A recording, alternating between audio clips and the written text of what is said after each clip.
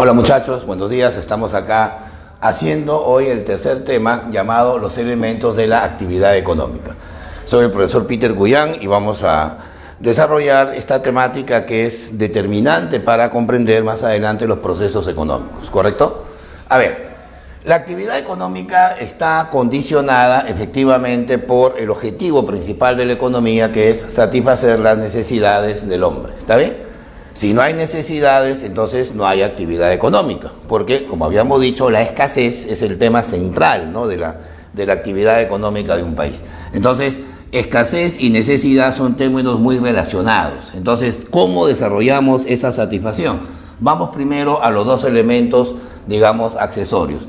En primer lugar, tenemos los recursos, ¿ya? Cuando uno dice recursos económicos o recursos productivos, se refiere a los llamados factores o elementos de la producción, que son la naturaleza, ¿no es cierto?, los elementos preexistentes al hombre. Sin naturaleza no hay materia prima, sin naturaleza no hay insumos, ¿verdad? Luego viene la fuerza laboral, que es el trabajo, o sea, la fuerza de la población económicamente activa de un país, ¿no? Luego viene la infraestructura física de un país, que es el capital instrumental. Y luego viene el que organiza el proceso productivo, que es el empresario, ¿está bien? Entonces, consideramos la naturaleza, el trabajo, el capital y el empresario como los cuatro recursos determinantes de la actividad económica, ¿está bien? Y la tecnología, que es un elemento determinante también dentro de la producción, porque se refiere al nivel de conocimientos. Sin embargo, en los últimos 20 años, a raíz del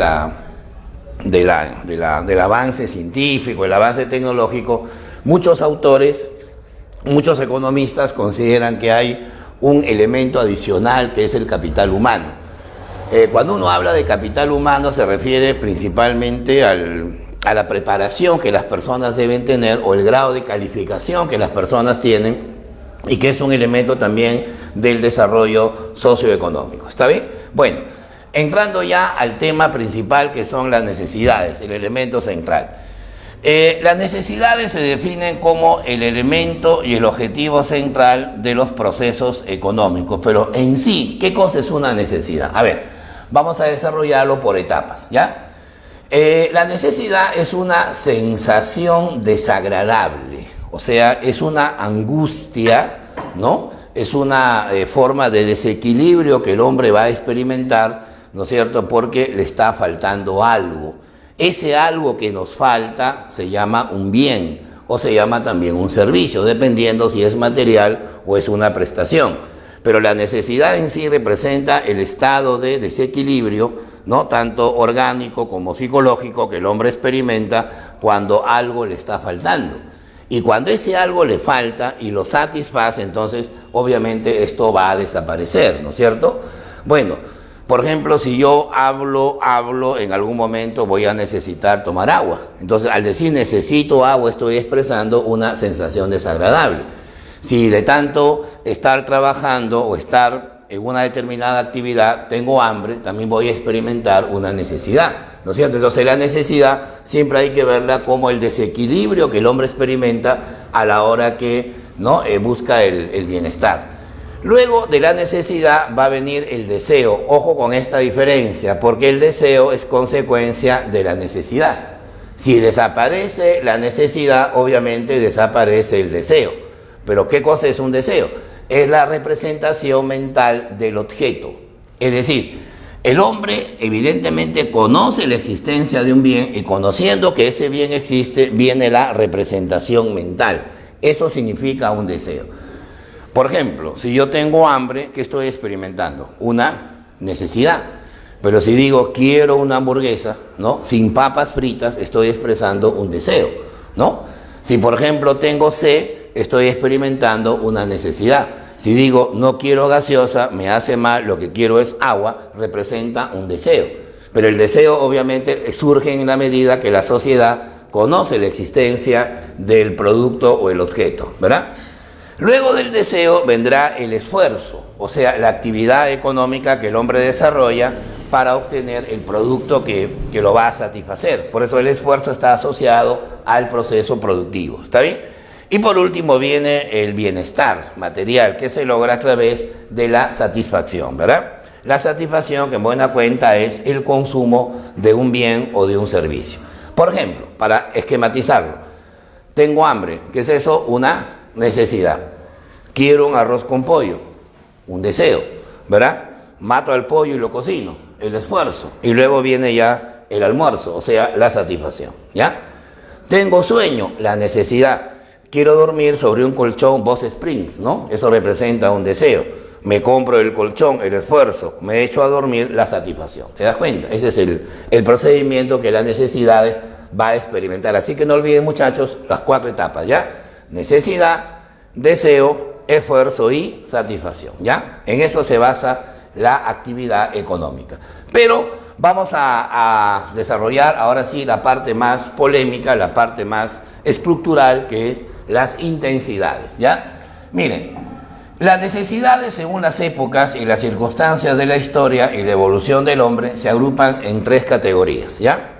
Están las necesidades primarias, luego vienen las secundarias y luego vienen las suntuarias, ¿no? Siempre hay esta temática de decirle terciarias, pero no, la palabra terciaria es un término muy confuso, mejor se dice suntuariedad o suntuaria simplemente. Bueno, ¿qué son necesidades primarias? Son aquellas que tienen que ver con la vida. O sea, si el hombre no las satisface, obviamente primero se va a enfermar y luego se va para La Habana, o sea, va a morir, ¿verdad? Evidentemente el hombre tiene que satisfacerlas porque es la prioridad. A mí me dicen, ¿quieres estar sano o quieres simplemente estudiar? Prefiero estar sano. Entonces, obviamente la salud va a ser una prioridad en la vida del hombre. Entonces, la salud, la alimentación, si no comemos, ¿no? Entramos a un estado de inanición, ¿verdad? Podemos morir. Hay épocas en las que el hombre se ha visto obligado inclusive a volverse antropófago, ¿no? A volverse caníbal porque tenía que sobrevivir, ¿no? O personas que han tenido que comer hasta insectos para poder sobrevivir, porque es evidente que lo orgánico es lo primario, ¿no? Estaría también la necesidad de vivienda, ¿no? Conseguir un techo es una prioridad en las personas. La necesidad de vestirse, ¿no? ¿Sí o no? Son necesidades que se van a llamar vitales o biológicas. También son las de primer orden. Es más, en algunos estudios estadísticos se dice que una persona tiene pobreza absoluta cuando logra satisfacer solo la mitad de sus necesidades primarias, ¿no? Significa entonces que ya está ingresando a una situación donde su vida está en peligro, ¿ya? Luego viene la secundaria. La secundaria significa que el hombre, si no la satisface, no se va a enfermar ni tampoco se va a morir. Pero sin embargo no va a mejorar su nivel de vida, o sea, no va a mejorar su condición de carácter social. Por eso se les llama secundarias, porque son de tipo general, ¿no es cierto? De tipo, digamos, complementario. Por ejemplo, la educación, ¿no? La educación, el transporte, la diversión, ¿verdad? Son necesidades que solo van a mejorar la existencia humana, ¿no es cierto? Bueno, y luego viene la llamada necesidades suntuarias. Se llaman suntuarias porque están en tercer orden, en el orden, digamos, de ingresos en función a una pirámide social. O sea, eso indica que las necesidades suntuarias solamente las van a satisfacer las personas de ingresos más elevados, aquellos que sobrepasan el nivel de holgura y entran ya al derroche, a la opulencia, ¿no? O sea que estas personas o esta gente solo va a satisfacer su vanidad, ¿no? Por ejemplo, vamos a poner un caso, ¿no? Hay 2 jugadores de la selección que son bien reconocidos, ¿no? La Foquita Farfán y Paolo Guerrero, el depredador. Ellos hoy viven en una situación de opulencia, pero hace 20 años, hace 22 años, ¿no? Pateaban latas, ¿no? Vivían en cerros, vivían en asentamientos humanos. Hoy tienen los carros más lujosos, tienen la ropa más costosa, porque solo lo que ellos buscan es no solo mejorar su nivel de vida, sino también su vanidad, o sea, su identidad, digamos, individualizada, ¿no? Lo que se llama comúnmente el lujo, el derroche, ¿no? Lo superficial. Por ejemplo, hay gente que viaja en cruceros, ¿no? ¿Y por qué viajan en cruceros? Porque tienen la capacidad suficiente, ¿no? Un viaje te cuesta $30,000, $40,000, ¿no? O usar un reloj Rolex, ¿no? Por ejemplo, viene un turista y los delincuentes que lo asaltan, ¿no?, están dispuestos a todo porque ese reloj que está llevando puede costar más que una casa inclusive, ¿no? Hay gente que usa joyas, hay gente que usa perfumes de $2.000. Entonces, esa gente evidentemente lo que busca es solo satisfacer su vanidad. Por eso decimos bien claro que la vanidad, lo primario y lo secundario vienen a ser las intensidades en que se presentan las necesidades del hombre, ¿ya? Bueno, para priorizar sus necesidades, o sea, para determinar qué necesidades el consumidor debe satisfacer primero, darle lo que se llama el orden, este consumidor debe considerar dos variables, ¿no? Primero, el poder adquisitivo, que son los ingresos, ¿no? El salario, ¿no? El presupuesto, como decimos comúnmente, y también estarían los precios. Ahora, ¿por qué? Porque si uno conoce qué ingreso tiene y cuánto cuestan los productos, va a saber cuánto puede comprar.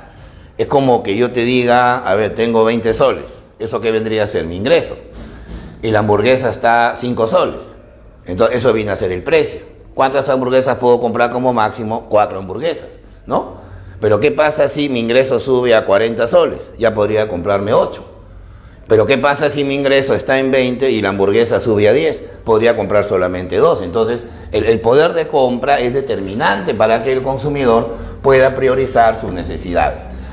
A nivel de la distribución de la riqueza, podríamos decir, por ejemplo, que las personas de ingresos más bajos son las más vulnerables, ¿no? Se les llama vulnerables porque están justamente en la satisfacción mínima de necesidades primarias. Bueno, decimos dos cosas, ¿no? Primero, las condiciones, o sea, las capacidades, y también va a determinar el nivel de vida, ¿no? Condición y nivel de vida de una población dependerá de los ingresos y los precios, ¿ya? A ver, ¿cuáles son estas condiciones de vida o estos niveles de vida? Va a ser primero, como decíamos al comienzo, la opulencia, o sea, la riqueza, ¿no?, digamos, en altura. La holgura, que es satisfacer todas las necesidades, incluso algunas suntuarias. La pobreza relativa, ¿no?, que indica que satisface las primarias y algunas secundarias, pero con bastante, digamos, mediatez, ¿no? Y luego viene la pobreza absoluta, que ya sería el extremo más vulnerable de una población, porque ese nivel dependerá mucho de las condiciones de ingreso que se tenga. Hay un estudio que acaba de hacer el Banco Mundial en la economía peruana. Cuando decimos que una familia o una persona es pobre absoluto o pobre relativo, dependerá de cuánto recibe. Por ejemplo, una persona que tenga un ingreso de menos de 350 soles mensuales, o sea, por persona, se le considera en la pobreza, digamos, absoluta. Si tienen que 350 a 760, se le considera pobre relativo, ¿no? Ahora, si ya tiene más de 760, hasta un promedio de 1800 o 1900, ya se considera en la, digamos, la denominada clase media, ¿no? La clase que puede tener algún nivel de vida adecuado. Cuando pasa ese límite, ya entra a la holgura. Y lógicamente ya los niveles que ya no tienen límite, que son los niveles de vanidad, de derroche, ya vendría a ser la opulencia, ¿no? Bueno, vamos a ver ahora las características que presentan las necesidades y poner la aplicación respectiva, ¿ya? Las necesidades tienen 6 condiciones. A ver, primero, o 6 leyes, como también se le conoce. Son ilimitadas en número, en primer lugar, son limitadas en capacidad, con su respectiva ley, son sustituibles, son complementarias, van a ser concurrentes y también tienden a fijarse, ¿ya? Entonces vamos a determinar el significado de cada uno. ¿Por qué las necesidades son ilimitadas en número? Bueno, dice que el hombre nunca va a querer entregar un nivel de vida corriente, ¿no? Es como si nos preguntáramos con qué salario el trabajador estaría más contento, con qué salario el trabajador estaría plenamente satisfecho, ¿no? Uno pregunta a una persona cuánto ganas, ¿no? Dicen, profesor, yo gano el sueldo mínimo. Y le preguntas a una persona que está a su costado cuánto gana 20 sueldos mínimos, ¿no? Puede ser un reciclador frente a un reconocido médico, pero sin embargo los dos están vivos, ¿no? Pero sin embargo la precariedad o la abundancia de ingresos que ellos puedan tener va a estar en función a que ellos siempre van a buscar el progreso, ¿no? El reciclador que hoy tiene un sueldo mínimo, ¿no?, se adecúa a ese salario y subsiste en base a ese salario.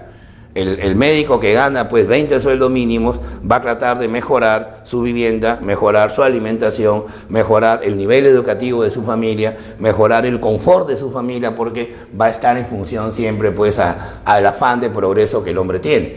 Entonces, ¿qué condiciona eso en la actividad económica? Que como el hombre mejora esa condición de vida, desarrolla nuevas tecnologías, ¿no es cierto? O sea, será difícil, pues creo que es casi imposible que un peruano hoy tenga un televisor en blanco y negro, ¿no? Es probable que algunas personas lo tengan, pero más de colección, ¿no?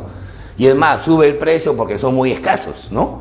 O de repente ver a una secretaria tipeando en máquina de escribir cuando hoy hay una laptop. Entonces hay de por medio progresos tecnológicos, ¿no? Los celulares cada vez son más modernos, son más inteligentes que el hombre, ¿sí o no? Lo cual demuestra pues que el afán tecnológico está en función al progreso, ¿no?, humano, ¿no es cierto?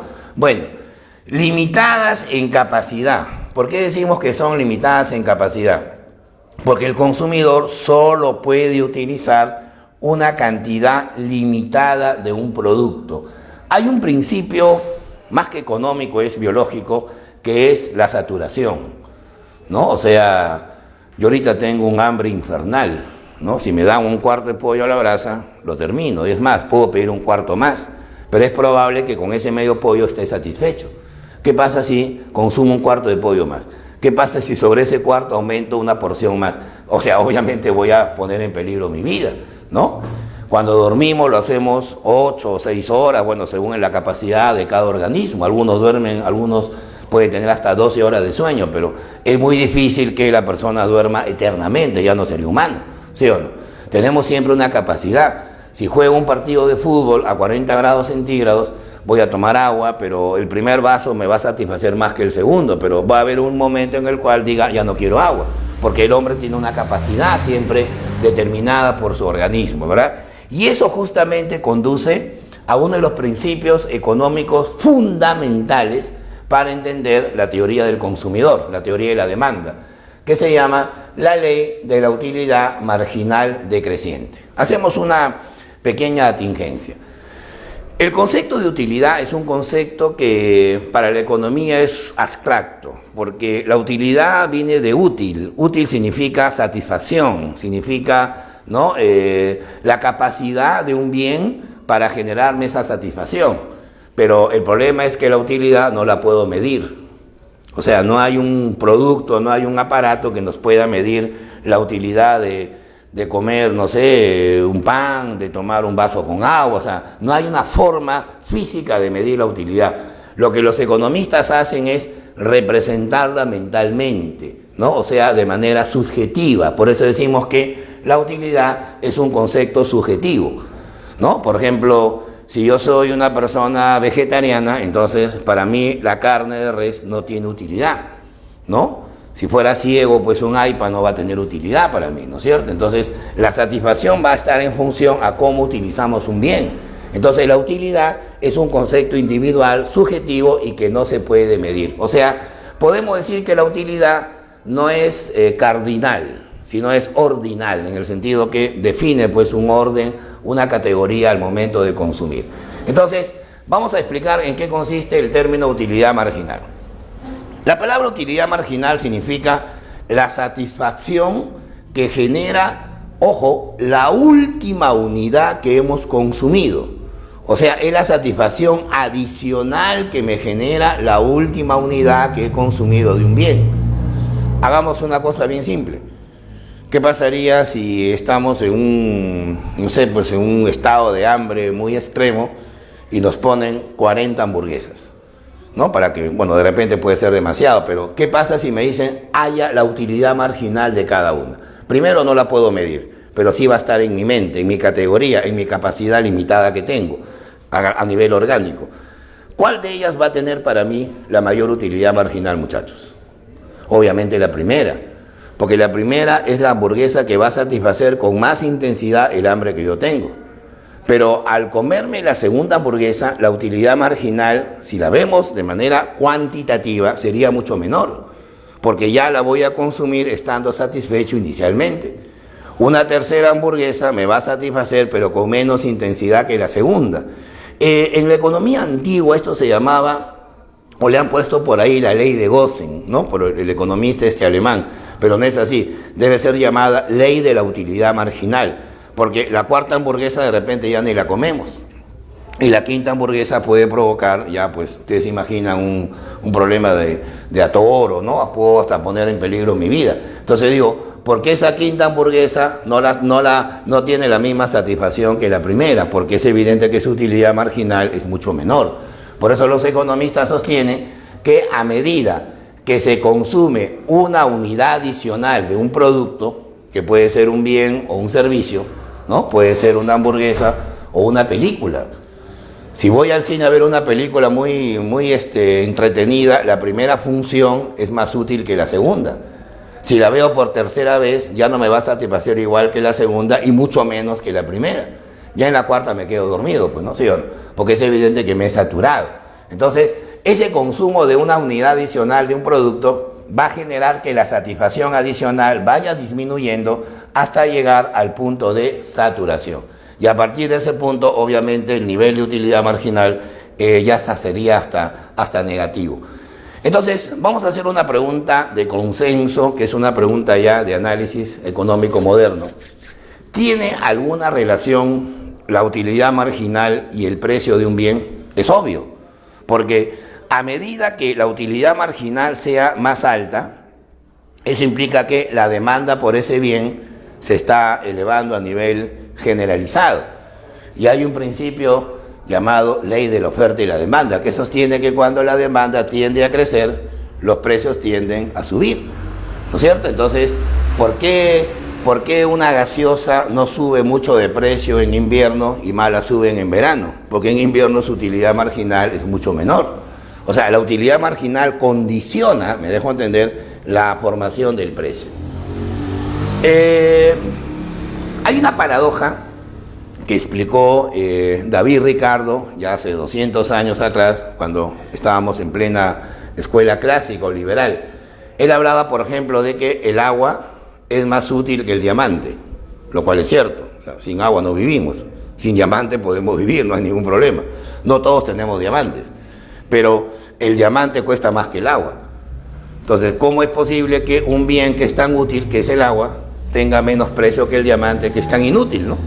Eso se explica por la utilidad marginal. O sea, David Ricardo en ese momento no entendía, pues, o no se descubría aún el concepto de utilidad marginal. Hoy los economistas dirían que la utilidad marginal de un diamante es muy alta en comparación a la utilidad marginal del agua, porque el agua, como es abundante, le damos poca utilidad marginal. Claro, en un terremoto podremos vivir con una botellita con agua, pero no la vamos a utilizar en cosas, digamos, secundarias, sino solo para beber, ¿no? La utilidad marginal sería altísima, ¿no? La famosa ley de la utilidad marginal decreciente. Bueno, además las necesidades van a ser sustituibles, pero hacemos una observación. Eso significa que las necesidades generan el consumo sucedáneo o alternativo. ¿Qué significa sucedáneo? Sucedáneo significa que un bien reemplaza a otro bien.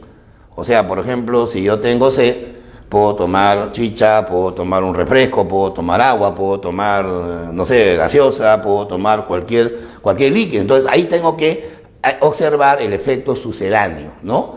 O de repente, si no puedo comprar pescado, compro carne de res, compro pollo, o si soy vegetariano, compro soya. Entonces siempre se va a generar una alternancia. La mayoría de taxis en Lima ya no utilizan gasolina, utilizan gas. Entonces, ¿por qué? Porque es más barato y sustituye, igual hace que el carro funcione. Entonces, ahí se ve el efecto de sustitución. Además, las necesidades van a ser complementarias. Complementarias porque la teoría dice que se genera siempre una conjunción, o sea, una demanda derivada, ¿no es cierto? En el sentido que al comprarse un bien, ¿no?, en esa necesidad, al satisfacerla, se va a observar que se compra otro bien. Por eso se habla de complementariedad. Si yo compro un ventilador, de nada me serviría si no tengo luz. Por eso la energía y el ventilador se complementan, ¿no? Si compro una motocicleta, debo comprar también gasolina, ¿no? Si compro un celular, le debo comprar siempre un cargador. Entonces siempre se va a generar el efecto de la complementariedad. Este es el efecto de carácter, digamos, conexo le llaman, ¿no? Los bienes conexos son los bienes que se complementan, se conectan, digamos. Luego significa que las necesidades son concurrentes. Concurrentes porque se pueden presentar las necesidades diversas al mismo tiempo. Y yo les hago una pregunta, muchachos. ¿Cuál es el problema principal de la economía? La escasez. Entonces, si hay escasez, significa de que la economía no puede satisfacer todas las necesidades a la vez. Tengo 1000 soles. Puedo comprar un terno, puedo comprarme un televisor, puedo comprarme más libros, pero no puedo hacer la compra de las 3 cosas a la vez. Si compro los libros, renuncio al televisor o renuncio, digamos, al terno. Entonces, ahí tenemos que ver la concurrencia de necesidades, ¿no? Este es el problema asociado más a la definición de economía, ¿ya? Y luego dice que las necesidades tienden a fijarse, ¿no? Fijarse significa que se van generando hábitos, ¿no? Y luego se generan costumbres debido a que hay un consumo permanente. El hábito es de carácter individual, en cambio la costumbre se hace colectiva. Por ejemplo, el pavo se consume más en diciembre.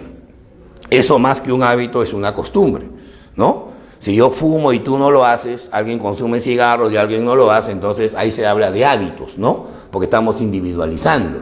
O de repente, ¿en qué época se consume más pescado? Semana Santa.